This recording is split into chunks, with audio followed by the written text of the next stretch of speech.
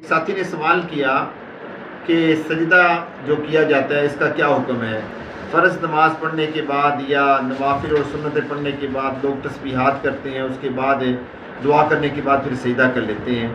تو اگر تو وہ سجدہ تعظیمی ہے تو بھی کوئی حرج نہیں ہے، اگر سجدہ تلاوت ہے تو بھی کوئی حرج نہیں ہے، اور باقی تو کسی اور چیز کا سجدہ ہوتا بھی نہیں ہے۔